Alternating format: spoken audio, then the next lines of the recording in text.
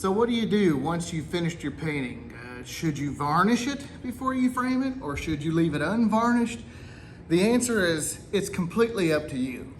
There are plenty of famous paintings that have never been varnished, and there are plenty that have. What does the varnish do? It does a couple of things. First of all, it adds a protective layer to your painting and keeps it free from damage and that sort of thing. Makes it easier to clean down the road. It's really good for archival reasons.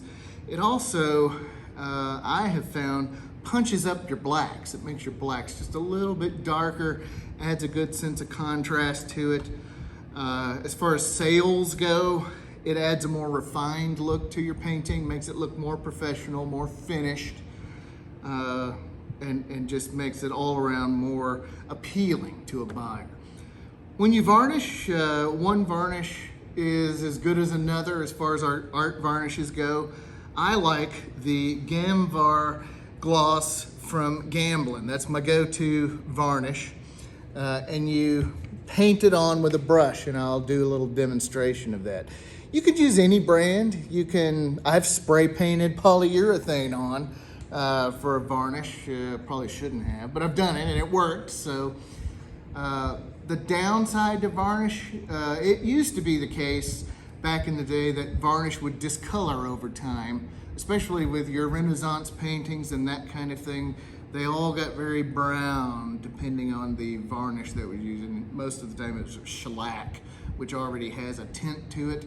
But that actually worked out to their favor because it evens out all the colors. It links it all together, kind of like an underpainting does. A good example of what that looks like, check out Michelangelo's Doni Tondo painting. That was restored, and once they removed all of the varnish and saw Michelangelo's original colors, they were very bright and intense. Same was the case with the Sistine Chapel ceiling. The original colors are very bright and intense, but when we look at them today, if they haven't removed that old inferior varnish, they tend to have a brown or a neutral quality to them. But that's not the case anymore. Varnish has come a long way since Renaissance times.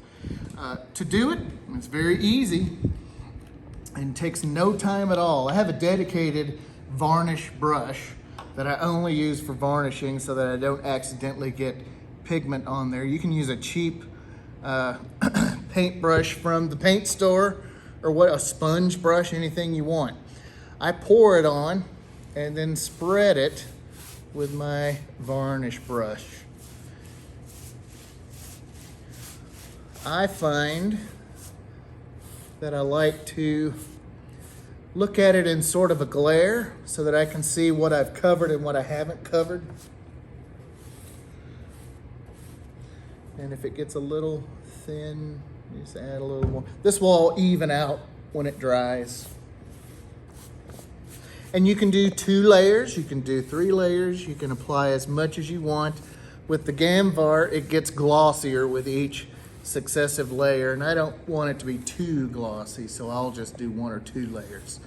Have all your brush strokes go one way, and then once you have covered the whole surface, go the other way. That gets the varnish down into the weave of the canvas and doesn't leave little holes. Just slow and deliberate. I trail the brush off the edge and then trail it in so that I make sure I get all of it covered and that it looks nice and professional. Now you want to give this a day, 2 days, maybe even 3 days to completely dry. When should you varnish? That is up in the air. Some people say, and they're right, oil paint takes an entire year to completely cure.